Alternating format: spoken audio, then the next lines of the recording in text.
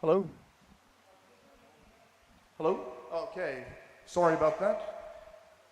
You are tuned in to the Underwater Rugby channel, broadcasting live from Vienna, Austria, the Euroleague. And the next match of the day is between Tampere and Polisen. In blue, for Tampere, wearing number 2, Ilkka Hulko.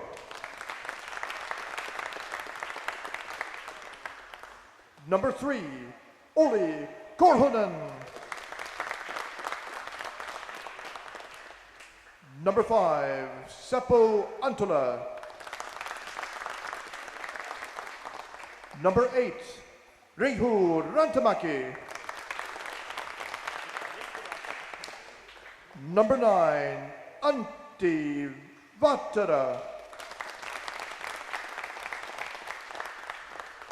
Number 10, Totti Nurmi. Number 11, Marko Pitkanen. Number 12, Alexei Hautala. The captain, wearing number 13, Antti Salonen. Number 16, Timu Pelttari. And number 17, Juho Alto.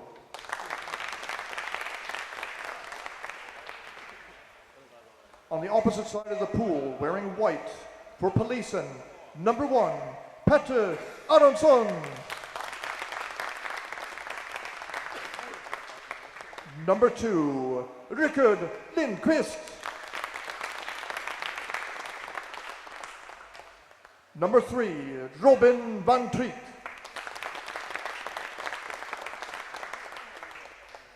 Number 4, Marcus Borgman. Number 6, Andreas Höglund.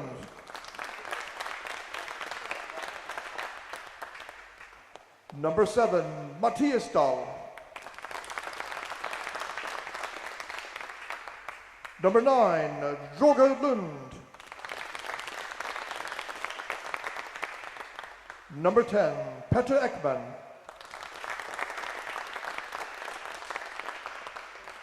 Number 11, Andreas Tall.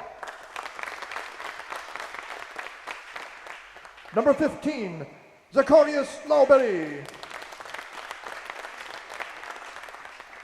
Number 17, Marcel Zoll. And the captain, wearing 33, Jakob Thun.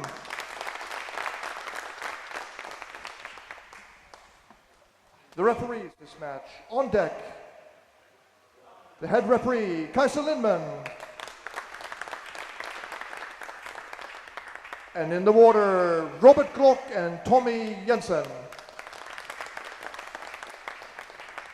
Protocol referee, as usual, Wolfgang Denk.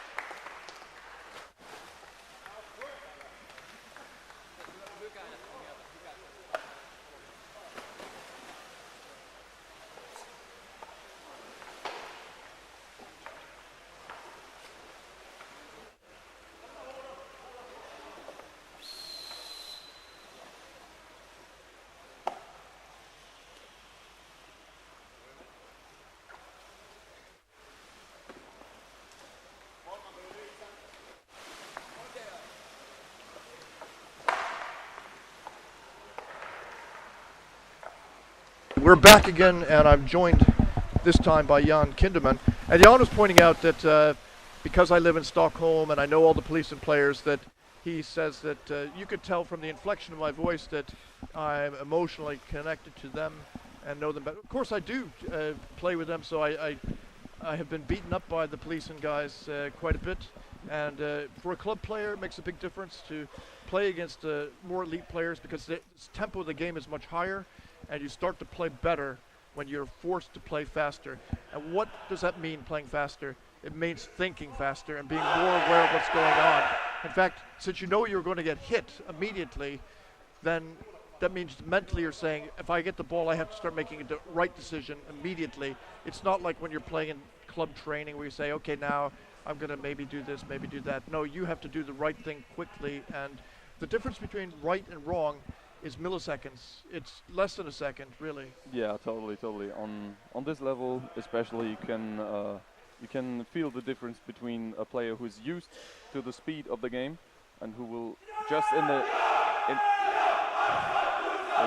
just wait for police and team making their battle cry. Yeah, you can tell people who are used to it, they will just react faster and take action faster.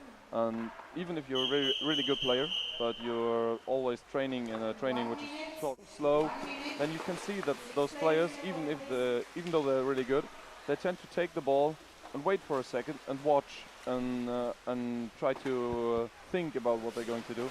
But at this level, you really have to know what you want to do before you even get the ball.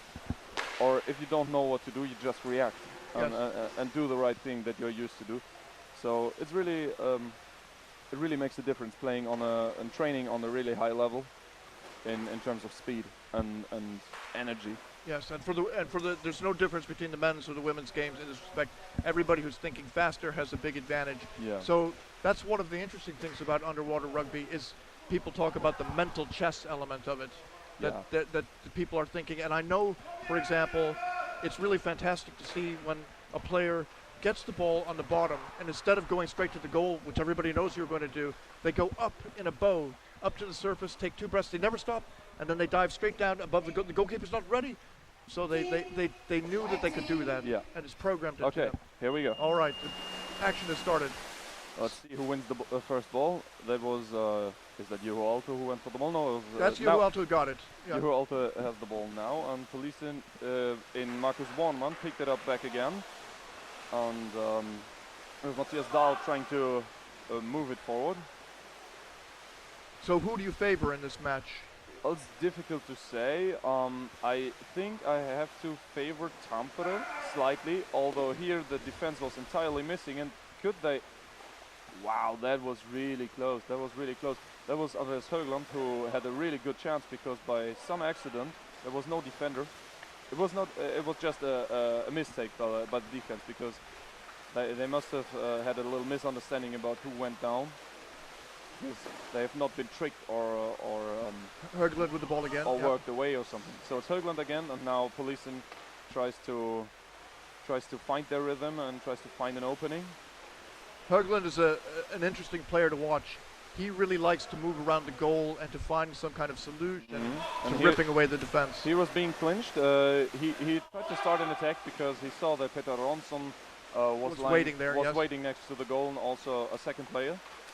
Aronson's underneath right there, waiting, hoping to get the drop ball. Yeah, which I think is really important because the ball that comes out of the scrum has to go downwards at some point. So it's important to have a player just beneath it, where it's easy to pass to or who can disturb. Challenging. Well, he does a good job forechecking here, Aronson, which normally is not really what he's up to. He's a goalie most likely. Yeah, but now Polisen's got a big opportunity. Roman van der Rijk won the ball, and can they put up the speed? It's stripped away. Who is that? Is that Totti Nurmi, I believe. It's number 10. Oh no, Nurmi is just beneath it. Tries to rip out the ball. Okay, we have another scrum at the surface. Again, we have Polisen players beneath the scrum. So, and yeah, we see that Polisen won the ball eventually, and here's a big chance. There's a big chance. It was Roger Lund. And he's a goalie also. He's a goalie also. Also, he's one of the heavier players of the team. So, yeah, one could favor him as one who could score if he's left alone under the goal. But they eventually managed to pick him off. Called against Polisen. Yeah, okay, so now first time that Tampere will try to take the game to their side and take control over the game. There's Roger Lund lying on the surface, waiting, watching. Yeah, he's trying to sneak in from behind to chop off a pass to the rear section. Here we go.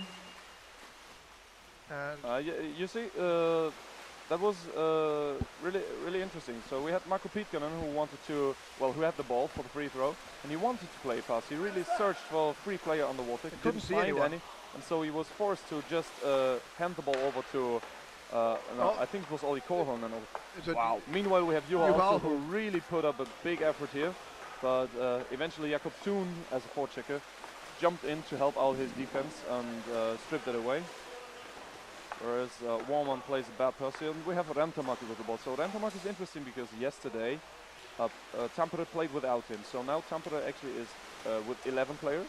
And a key player also. And because Rentamaki is not any player for Tampere. He's a real key player. He's a really tall guy, has long arms, and he's hard to separate from the ball. And he's the coach.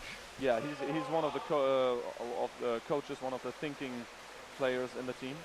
And here we see 4 Tampere players on the water. They seem to be quite motivated to bring this game down. So it's Antti Vahatera. He's a young player as well. He's really quick, has a lot of endurance, does a lot of time on the water, and tries to carry the ball a lot of the time. Now, is that Juhalto? Who is it coming in from? So we have two Tampere players, which was Ilkka Huukko. Yeah. And who's now underneath here challenging, and they've managed to hold on to the ball. So right now the possession of Tampere has been pretty good. They've regained a bit of control over the game. Meanwhile, we have Olli Korhonen with the ball up in the corner. Give it down, and can they drill in? So here's Vahtera. He tries to grab the goalie by the head, but he's being clinched away by Thun. And Warman struck the ball down. Tal coming over. Tal. Can he put some pressure? He's heading over to the side. So he came far enough to make the defenders go down, but the ball slapped away. Yeah, there was a bad pass, I believe, there. And that's not Matthias Zoll, if I see that right. Marcel Zoll.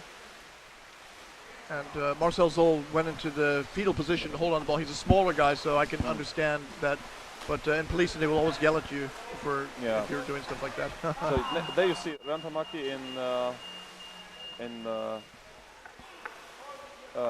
fight for the ball, but in this case he was caught for holding, so Polisen free throw.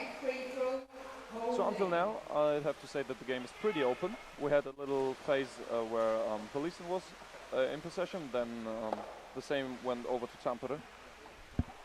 Until now, I really have no idea which team is favored to win this match right here. And both teams have had some pressure on the goal. Yeah, like 1 or 2 times we saw that the defender was missing one time for Tampere, where they had a good chance to score. Polisen, that is. Now the ball is thrown away. Out of bounds, but they don't call it. Now it's clearly out of bounds, but no. Yeah, okay. The moment Warman picked it up, it was out of bounds. So that has to be free throw for Tampere. So that was a mental mistake on his part. No. I mean, the ball was already on his way out, and you think it would have been called on Polisen anyway? I don't know. Or referee ball. I didn't see on which player it would have been called. But you tried to chop it. He didn't move it outwards. It was not his fault that the ball went out. All he's trying to take the ball and immediately take it back in. Okay, in any case, signal up. Number 2, you have to wait until they pass before you swing in. Okay, so we have a violation of the 2 meters radius for the player who At number 2, they called it on Rickard Lindqvist. Yes. So Lindqvist swam in from the side. You see him. You see now the free throw. Around the player who plays the free throw, there's a 2 meter radius where you're not allowed to immediately interact with your opposing team. You only have the right to interact in this space after the first pass has reached its destination. It's not after the buzzer. No, it's not. It's not as if okay, I heard the buzzer. I can go ahead and attack the ball. Because the player with the ball has 1 or 2 seconds to play the pass off. Meanwhile, good chance on right hand side for Tampere. They played it down for Antti Salonen. He's a huge player also. He's the captain of the team. So that was quite dangerous, I will believe. And Andreas Stahl on his way forward is being stopped by Rantamaki, who immediately wins the ball. I'm telling you, that guy has seriously long arms and a lot of force to them in the end, but he loses the ball. Aronson picks it up. He finds Peter Ekman, who immediately attacks the goal. He could have gone in a little bit further there. Yeah, but maybe he has already been down for a longer time. He was burned out. Yeah, he was a bit burned out, and he felt that if he really went for it there, that he would bring himself into more trouble than he could stand. So Höglund with the ball. And now Polisen. What Polisen is doing here, what you can see, is they're playing over the right-hand side. So they try to stay away from the exchange area, where the players, where the Tampere players, when can they be blindsided. Yeah, where they come in from behind you, where you don't see them. So they try to keep to the right side, which is a clever thing. I mean, by times it's clever to use more space and also go to the left-hand side of the goal. But in general, if you're not going to put up a huge amount of pressure on the goal anyways, it's a good thing to stay rather to the first side. Of course, the player diving in has a lot of speed and momentum. Yeah, if you can put your feet on the wall and really push yourself into it, you have a lot of speed. So Höglund, no, that's Hamfors. No, I don't think it is Hamfors. No, but he's got that jersey. Okay, he's got the shirt of Hamfors. So it's Matthias Dahl. Yeah, I was thinking he's not. Not your mistake. Well, Ole Hamfors is a very big guy, so you recognize him because of his size. So there's Höglund now, bring the ball over to Lindqvist, but he sees that defense is pretty much in solid. Place. Then he eventually decided that maybe not. There you see. Now they move. Now you see there was Peter Ekman who used what we just discussed. He really used the wall to push himself out. You also meanwhile wins the ball, and now Tampere has the chance to put up a counter-attack. It was a bad pass, maybe intercepted by Lindqvist. Lindqvist and Valtera scrumming for it. And it ends up with Korhonen. That was out of bounds. No, that was Rantamaki. I feel that was out of bounds, but the referee didn't call it. No. An upward pass to Juho Alto there. Now, upward passes are, say, dangerous. Upward passes are good sometimes if the ball comes down back immediately. I think there was holding, but it's advantage because Jakob Thun picked the ball up. But he has no space, he's not being left alone. Over to Höglund. Now Police is coming in from the bottom, which is where they like to play in general. Which is also a question of your endurance with the team in general. So now maybe they can try to move in and take some space at the goal, because this is something that we have rarely seen from Polisen in this game, that a player would try to sneak in behind the defender and take his position. More Malmö Triton's style. Yeah, we saw, I think we saw Roger Lund do that 2 or 3 times and try that, but has not paid off until now. Meanwhile, we see head referee Kajsa. So right now there are less than 6 minutes remaining in this first half here. Yeah, it's already a lot of still time. Scoreless. It's still scoreless. That's because the teams neutralized each other quite well. And now maybe there's a... Was it Pelteri? Yeah, it's Pelteri. He's one of the very active... Oh, I think he might have had the ball over water there, but it's not called. Hard to tell. So we're still going. And yeah, this... They call out of bounds, or...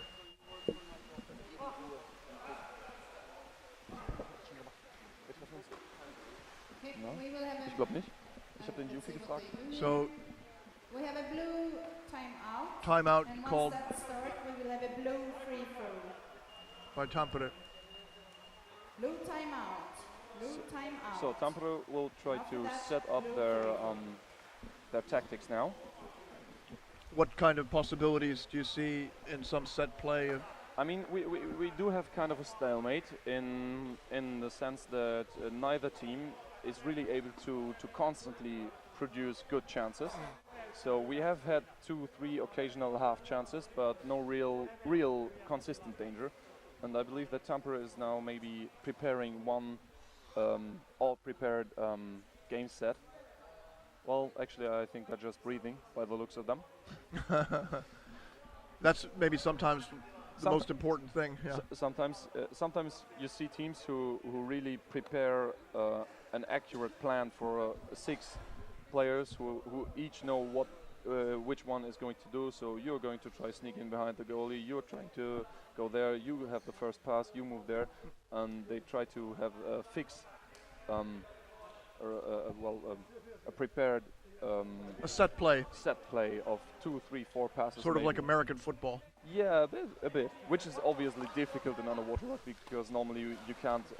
We have not so many breaks, and you can't communicate very well.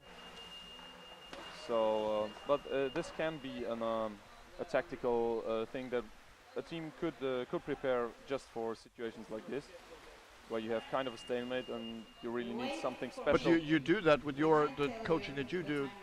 You have some prepared plays or talk about. Well, we have generally general plans as to who is having which role, who is generally rather the person to carry the ball a lot. So we can actually look at Tampere here. So we have some players at Tampere who carry the ball a lot and who try to move the ball. Would you call them point players? Yeah, they're just what they are offering is a lot of endurance, and what they can do by carrying the ball a lot is they can give the bigger players a little bit more rest, so they can breathe and they can come in to then strike for the goal, where they're bigger mass and they're bigger muscles, and maybe they're better technique if that is also. So with Bull, they want to get the ball to Boarding and Pettersson when he's by the goal. Yeah. So and you have. Here you see Ilkka Hulko lying beneath the goal. He's the biggest player that is in Tampere team. So if he gets the ball and he gets a little moment of time, then obviously he has a really good chance. And they tried to do that. You saw that they were really working to bring the ball over the goalie down to he had his arms around the ring of the basket. He was lying, and he knew he never had anything else to do. He just went straight to the goal and waited. He was not meant to get the ball in midfield and carry it around and double passes and stuff. That's not what he's supposed to do. That's not his job. And it's good to know for each player in a team what is his strength, what is his weaknesses, and how you can compensate each other's weaknesses and make each other's strength shine and become relevant. That's what makes a good team, I think. And that's also what's really interesting. I love this side of the sport. So meanwhile, Tampere won the ball back, and it was Rentamaki again. So Rentamaki has a fast 2-on-2, 2-on-3. And he gives the ball down to the right. And he stays down also, which is important. This is Pelteri. He has been ripped off his mask, and you saw that his mask was half off, and he removed it with one hand to then be able to see something and find his teammate.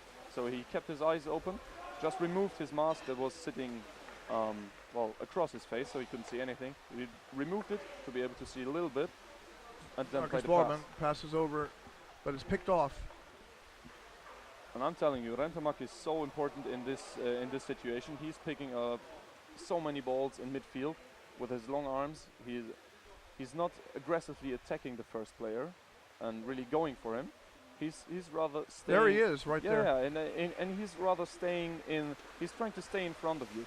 He's trying to break you down a little bit, so you can't swim at full speed. And at some point, he will lure you into playing a pass where you try to pass around him, which is just a bad idea because he anticipates those. He's really good at this, and also he has those long arms that assist him in doing so. Very nice pass behind the back to the left-hand side. That was beautiful. Yeah, that was really beautiful. That was. And they're going to score now. That was Marco Pitkanen who brought it over to the left-hand side. They're not going to score. Wow, Ilkka Hulko really had a good chance. Tal was really lucky to get away with that. So up on the surface now, and the ball out of bounds. Yeah, and this has to be a white free throw then? So it was out of bounds twice, actually. They only decided to call it the second time.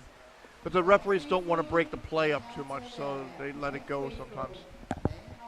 Yeah, so that's interesting, because everything that the referees do, you know, they have all those rules that they know they have to obey and try to secure. And they don't follow them. No, but there's two supreme rules that are very abstract rules that go over everything. So the first rule, the first thing that the referees have to do is they have to protect the players. So if anything happens, no matter if any rule prohibits it, if it's dangerous for anybody, they have to stop the game. Yep. So that's the first thing. And the second rule is a bit more abstract. It's they have to serve the game. So if some player, for example, is just holding on to the ball and really not showing any intent to pass it to somebody or to keep the game going and just wants to hold the ball and to kill time, if he does that for a bit of time or repeatedly, then the referees can just take him away and say, no, this is just free throw for the other team, because your team, the player of this team, is obviously not trying to play the game. He's just trying to stalemate. Is there such a rule? You can act by referring to this rule. Meanwhile, we have a really good chance. Is it free? I think they scored there. Yo. So this was Seppo Aaltola. No, that was Olli Korhonen who went over the top. Olli Korhonen. And I don't know if he scored or if in the end it was Pelteri. Yeah, no, it was Korhonen himself who scored, and Pelteri, he just had his hand on it to assist, to make sure it went in. Assisted by Steen. Oh, we see it from another angle here. Assist. Yeah, Korhonen. Yeah, it was actually pretty much Korhonen and Pelteri together. A very nice goal and the pass over. It's really beautiful to see when somebody makes a pass over the goal and the goalie has no chance. They see it, but they can't do anything. It's just too fast. Yeah, it always depends. Always difficult and dangerous to play those passes over the goalie. But for a goalie, it's also dangerous because sometimes you're lured into reaching out and trying to then get it. Then you leave the basket a little bit. And then you leave the basket a little bit. The guy behind you is just stronger than you or quicker than you, rips the ball free, and then you're not lying on the basket. So the score now is 1-0 in favor of Tampere. And Tampere put up some time in front of the Polisen basket, so they kind of deserve this shot. And they are there again. So Polisen. Is it Tal or who's it who's tied it up? No, it's Robin van Beek. He's also a really tall player. He doesn't look as if he was really, really strong, but that's just because he's quite tall. So he has a lot of force to him. That could be a good chance. Ekman's a speedy player. Yes, a speedy player, and you know he moves really, really much, and he moves a lot of little motions, so it's difficult to get a hold of him. He's a competitive swimmer still. Okay, so yeah, that was holding without the ball against Marcel Zoll. So white free throw, I will imagine. And we have 1 minute left on the clock here. Yes. So for Polisen, is it important to score before the half? They want to. It would be really helpful. It would give them quite the boost. But here Juho Aalto wins the ball, instantly loses it. But there was.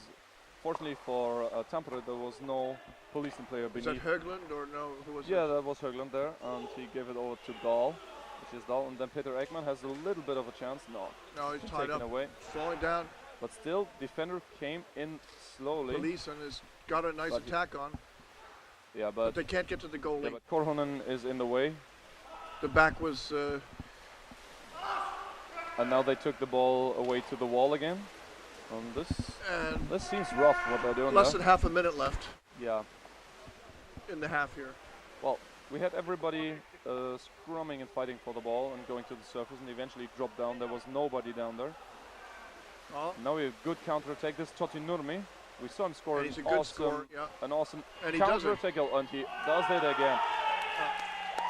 What a beautiful goal. This is such a blow for Polisen now. So, with almost no time left. Yeah, and this is an assist by Antti Valtera and the goal by Totti Nurmi. And those are two young players, both very quick players, and those are two of the players that I was talking about. They carry the ball a lot. And Totti Nurmi has a brother who also plays. Yeah, and this was an awesome goal for him. You see how he trailed the ball all behind his body, down by his hips. He had it in his left hand, like really far away from the goal. He came in all down on the bottom, reached over for the shoulder of the goalie, and then with a big swing, brought the ball all over himself, over the goalie. He pulled the goal himself forward by grabbing the shoulder of the goalie. Yes. Yeah, exactly. And with the same motion, he did almost like a tennis swing from hip all the way up and over.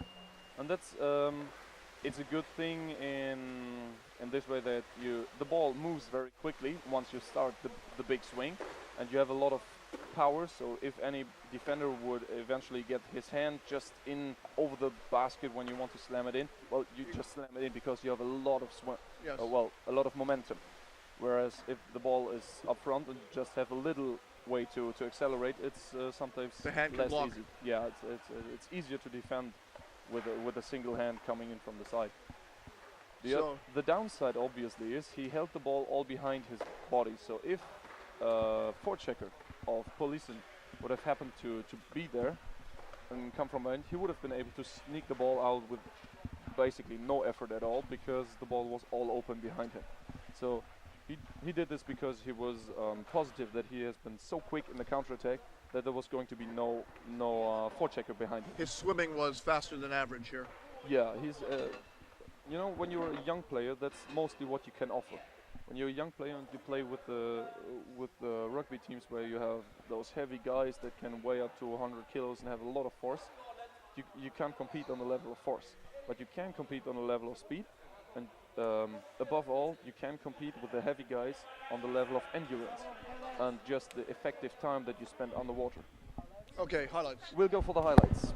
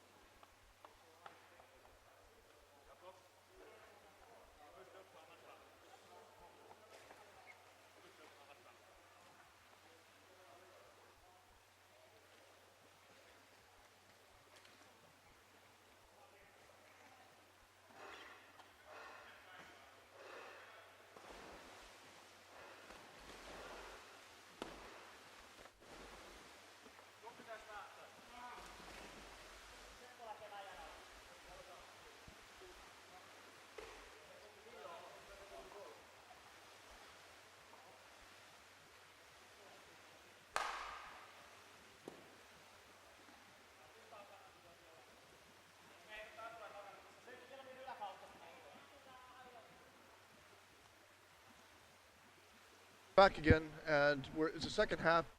The teams have switched sides, and do you think there's any side advantage in this pool? We were trying to get the scoring. No, not really. Maybe in the evening, yesterday, I think it was quite dark. We had one that was maybe even a bit darker. Maybe that made a difference, but I can't really tell. Not much in any case. Well, An upward pass from police and then back down again. yeah, that's so. This is really okay. So upward pass is generally critical, but this one is all right because you give the ball up. All your opponents go up with the head because they want to go towards the ball. You give the ball down immediately, and then everybody has to make an extra movement, an extra meter. They just came up. You know, it's always hard to turn down again. Once you're on your way up, it's always hard to turn back down. And we have Marcel Zoll, who is captured here, pretty much. Jakob Thun trying to come in, relieve him, and Högland waiting for the ball to drop out. And it's his job, Thun, to get into the scrum instead of Zoll. Totally. He's a stronger player. Yeah, definitely. And he's a forward. Yeah, sometimes you don't like to have your goalies or your defenders in scrum, because if it's just over your goal, over your own goal, one goalie is lying on the goal because the ball is so close to the goal that you have to be there, and the other goalie is in the scrum, well, obviously you're going to have a problem in a few seconds. Yes. So it's a good idea for the forecheckers to come in and take over the scrum. So now Polisen is trying to run in and Petter Ekman there. And force a goal, which they have to do because they are trailing by 2-0. But Ilkka Hulko now tries to mount a counter-attack. But he's been stripped away from the ball, and this is out of bounds. Interesting to see which side the free throw goes here. It's Polisen's free throw. White free throw, playing outside area. White So free throw, playing outside we had a area. short period of power play for Polisen without notable chance to score, but maybe they can keep it up and force their way in. A power play. Yeah, they had many people on the water, and they were very. So they got 2 minutes penalty. They got 2 minutes penalty? No. That's what power play means in English. That you have someone in the penalty box. Ah, okay, no, that's not what I meant. No, you know what I mean? Hockey. Okay, power yeah, play. I never watch hockey. No. All right. Okay, well, anyways, we have Akeren, who stole the goal, but we have a call from the referee. I think it is pushing. Not Akeren. It's police and Tampere. No, it's Tampere what I meant. I'm sorry for this. No. Yeah, it was pushing. Holding. White free Holding. throw, Yeah, or holding, pushing, whatever it is, Yes. without the ball. So By the time it gets translated up to the deck referee, sometimes they change the call. I mean, basically it's the same rule. Yes. It's somebody attacked somebody without having the ball. Exactly. So this is pretty much the same thing. So I don't know why they would have a different definition. So. No, it's the same definition. Just So it makes more sense. It's easier to understand what is meant by pushing because yes. you pushed somebody away from the goal, whereas in the field, obviously, most of the time it's holding. Now, Polisen is really trying to be tight around the goal of Tampere. Roger Lund. Yeah, Roger Lund moves in, and he tries to get a hold of the goalie, but He pushes on the wall to try to come out, but he's caught up. And there we have another scrum. Okay, yeah, and there we have Lund who grabbed for the head, and this has to be a foul on the surface. no free throw, attack the head. Yeah. Yes.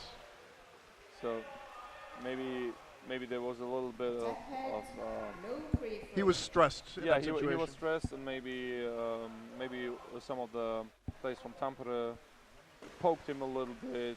It's there's always a gray zone in the rules. So this is not a foul, that is a foul, and where's the line? And if your opponents are being close to the line, and this is just stressing and frustrating by time. So at some point you might enrage yourself and start doing stuff like Roger Lund in this case. Oh, who's just totally enraged. They were lucky to stop that from getting scooped up by Polisen, but now they have lost it.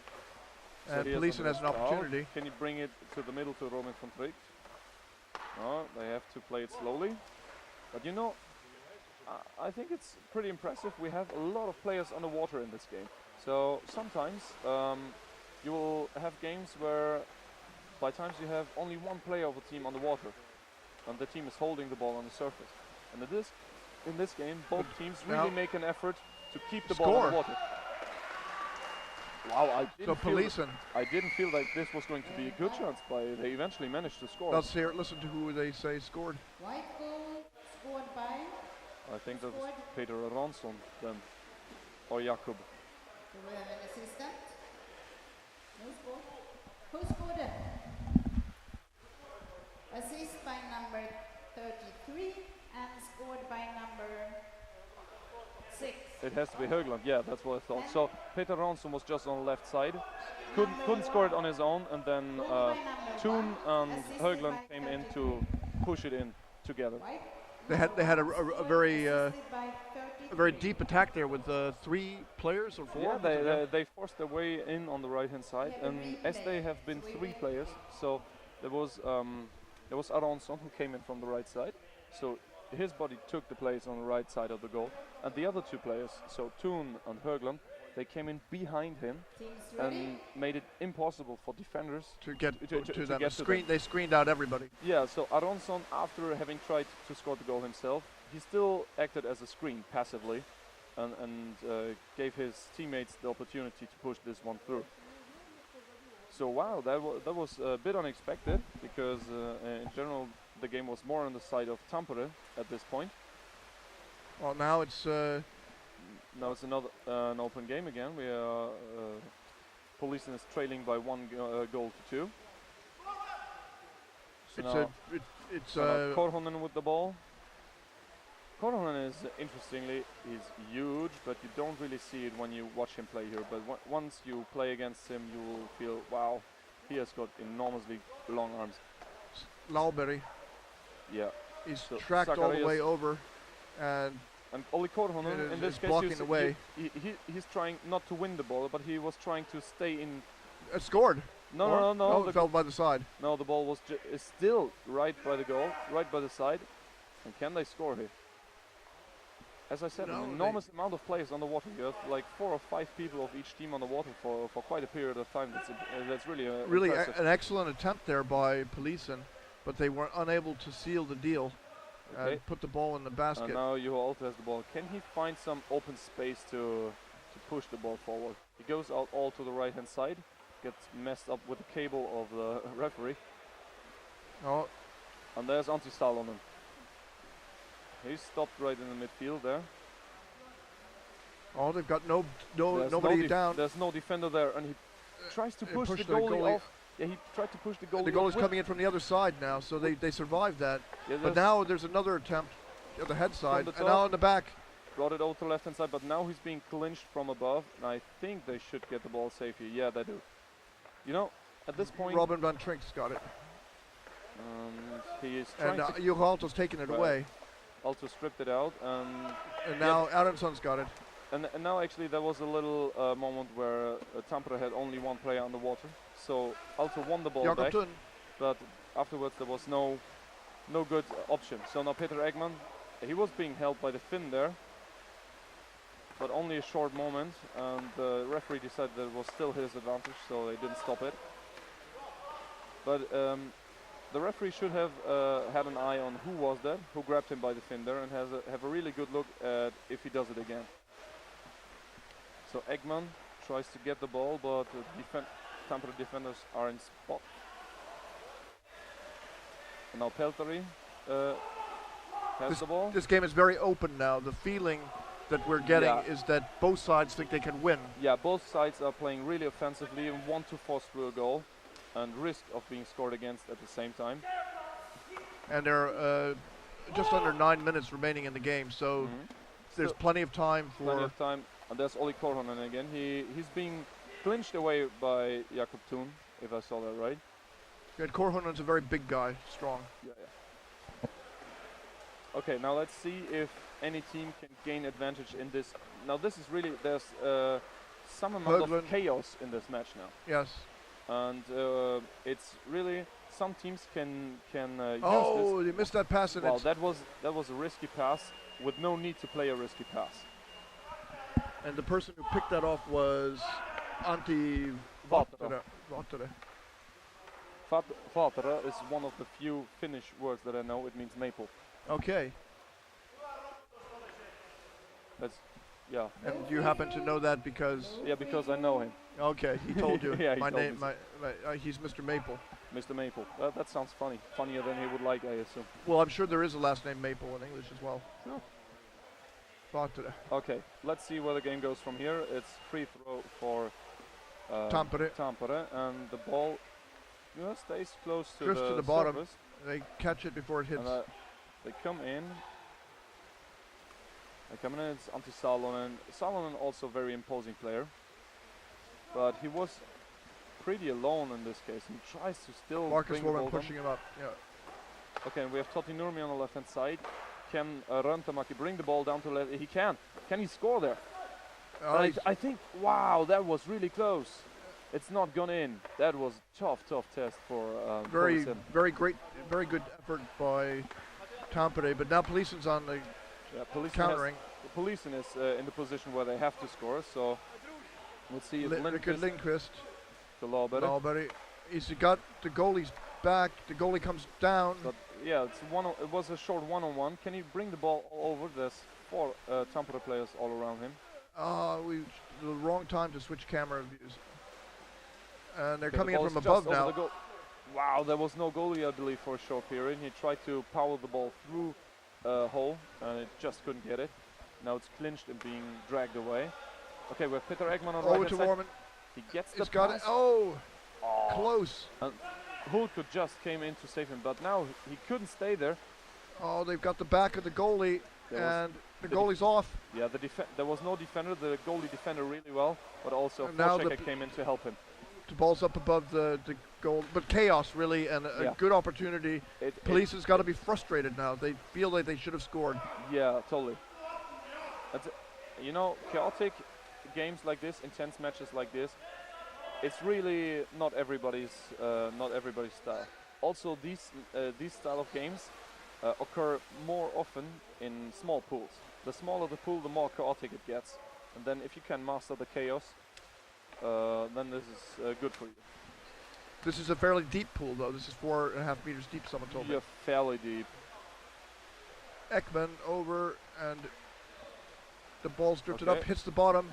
And now we see Tampere Rantamäki. has a chance. Rantamäki decided to keep the ball and go up to the surface instead of giving it. Take a dangerous pass, yeah. Okay, that's attack on the head of Head. Joe Alto. Who was that?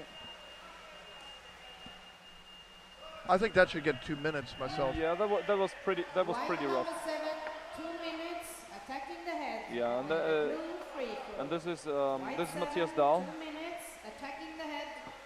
because The blue this free was throw. obviously Yes. he got hold of the head And he was shaking it. yeah he grabbed the head by the cap and by the mask by the The band ear. that secures the mask, and yeah, I mean it happens that Yeah. you reach in and you get this, but then you have to let it go instantly, and then there's no Yeah. problem. But he So really warning, grabbed hold and delaying the shake it. game. Warning blue team, delaying the game. Yeah, that's No interesting. free throw. That's an interesting. What was call the here, warning too. for? For delaying the game, because Okay. the blue team did not have enough players in the water to start the game, to start their free throw. And you can't do that because you can try to give your team a rest, which you should not have. So Pelteri has the ball on the bottom, and now Tampere is with one more player in the pool, and maybe they can capitalize by scoring one, which would be a real blow. Höglund picks it up. He also gets hit in the head. Yeah, but this was only short. So Rantamäki again picking up an open pass in midfield. He must have caught about 5 or 6 of them in this game. Brings the ball down to the right hand side and It's that's scored. Wow, that's impressive. They really used their advantage to have one more player. So the assist, And assisted by number 8. 8. Yeah. So this assist goes to Rantamäki. By number 13. And here you can see that assisted by Tampere puts number players 8. on both sides of the basket, Sal- left Sal- and right. Salonen scored that, right? Yeah, Antti Salonen I think scored it. And this was really Blue time out. Timeout by Polisen. No, I think it was a blue timeout. Oh, I'd say Tampere timeout. So this was pretty impressive here because a 2-minute time penalty against the opposing team always makes you feel that you should totally be able to score now, but sometimes it's difficult to really take advantage of it. And they took advantage of it really well here. And I say that 70% of this goal go to Rantamäki for winning the ball. So Tampere lost the ball. All of Polisen players started to move out, and just then one pass in open field, Rantamäki took it away, instantly went for the goal, not giving them time to resettle and rearrange the defense. And then instantly 2 of his teammates came in, one right-hand side, one left-hand side of the goal. So it was really difficult for only 5 Polisen players who have been on their way forward and have been forced to turn back to cover both sides. And as you were saying before, Rantamäki, he's very good at picking off the ball with his long arms. A bad pass is a pass to him. Yeah. By the opponents. Over. 6 players in the water, please. There we see him sitting on the bench, breathing heavily. No wonder he has put in some effort today, and I think we can see a difference in the match. 5 minutes 20 showing on the clock. Polisen is down 3-1. So Okay. do you think the Polisen will lose heart now, or will they feel that they have an opportunity? Yeah, well, for once the 2 minutes penalty is over now because they've been scored against. So now there's 6 players again, and I know for sure that they want to try and score more goals, because this morning they played against Vienna and they played a 1-1 draw, which both Vienna and Stockholm both wanted to win, and so they're eager to collect 1 or 2 more points here. And they're coming over. They're coming to the right-hand side. Ekman on the right-hand side. This is the 3rd or 4th time he's in this position. Yeah. Now can they force it in? Well, they've got a chaotic situation, but the goalkeeper's down in place now. Yeah.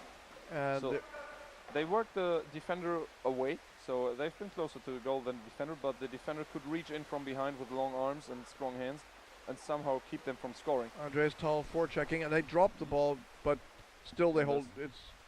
Rantamäki again. Can he find an open space to start? Well, he can just keep the ball over there.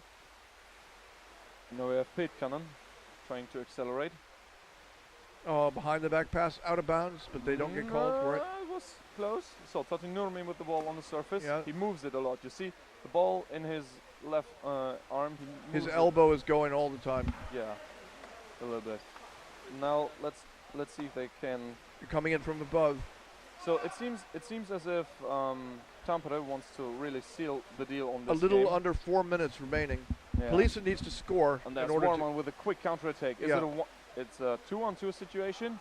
Warman plays the pass and continues, which is the right thing to do, but unfortunately the pass was not picked up properly by Dahl, so they have to slow roll again. But they had 2 players down together, and they're making that effort.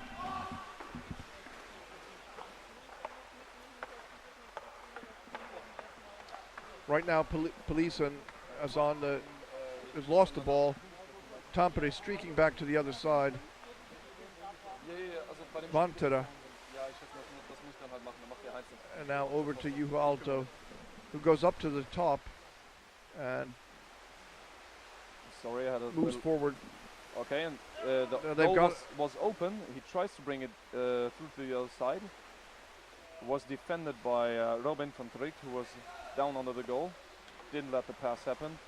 Toon strips it out, but the time is running away for them. Fulko puts the ball down to Salonen, who is not eager to go in with any last force and full risk. He's just content to hold the ball there. Yeah, so now Tampere can kill time. They can. Yeah, that's strictly what they're doing. Fulko has the ball. So if you're trying to kill time, it's always important. You cannot just stay on the surface and back, because then the other team will come out and forecheck very hard. So you have to threaten their goal by time. So you have to really threaten it for a short time, just with one action, and then you can pull the ball out again. Yes. So eventually you have to find a rhythm where the other team does not find a good spot where they can all defend. So Andreas Stahl is tied up, but gets the ball down to Peter Ronson. That's Peter Ekman. Well, Bring it over. Lindqvist. And they have to really force their way into the goal now. Oh wow, that was a bad mistake. Lindqvist should never have lost the ball on this situation. And can Tampere capitalize? They won the ball, they keep the ball. oh, That's but Polisen, Hautala gets the ball off. And now it's Korhonen. Nurmi has to stop. He had no more air to continue the counter-attack. But they don't really care here. So you No. see they didn't want to power in the counter-attack. So now Totti Nurmi is back down there, close to the goal. He and just does not want to lose the ball. Where you see tied up, floating to the surface, we another just saw scrum. Valtera trying to sneak in and steal the goal. But mostly now they want to lie below the scrum. We just saw Valtera for and yeah, now there was for a short moment there was no player for Tampere under the scrum, and that's where they lose it and give another chance. Högland to picks it counterattack. up. Oh, nice pass to Thun. Högland to Thun. He was 1 against 2, and now there's a free space. So Robin van Trik, can he use it? He has to try and take aggressively take the defender. Okay. Jakob Thun can't ball- see the ball. Yeah, drop behind him. Högland again. They're going up and beyond for this opportunity to score, but it's 20 seconds, so even if they score, they won't be able to win this match. No, they won't be able to tie it even. No, yeah, no, they're not easy to tie, but they're eager to try it. Well, there was a bit of kicking from the goalie from my team here. A pass. There's not time even for. Yeah, the goal game has to be over here. Yes, Well, he will still try to shoot it just for the sake of shooting it. Yeah. just for the sake of shooting it. Well, that was a tough match. and you Souls can in see pain, or Yeah, you can see the team of Polisen. They feel that they were not far away from being able to at least reach a draw. They eventually couldn't defend 3 times, no. and that cost them the game. Because sometimes it's enough to score 1 goal, and they showed us that they could score 1 goal, maybe even 2. But I feel that their problem was not so much in the offense than in defense in this case, because most of the time they defended really well, and just on 3 occasions they were overwhelmed by too many players. Also 1 time due to a time suspension, where there were only 5 players in the water. penalty. Yeah, There was a power play. yeah. Yeah, well, that I'll all show adds- you, that all adds up then. I'm going to show you. Still, it was a very energetic game. It was a very intense game, and you see the players. They can really congratulate each other on this game, because they know they have given each other everything they have. Yeah, so that's a good game for a sport like this. You know, everybody has given everything, but you can acknowledge that the other team has just given it a little bit more. Here's the expression, power play. Temporary numerical advantage in players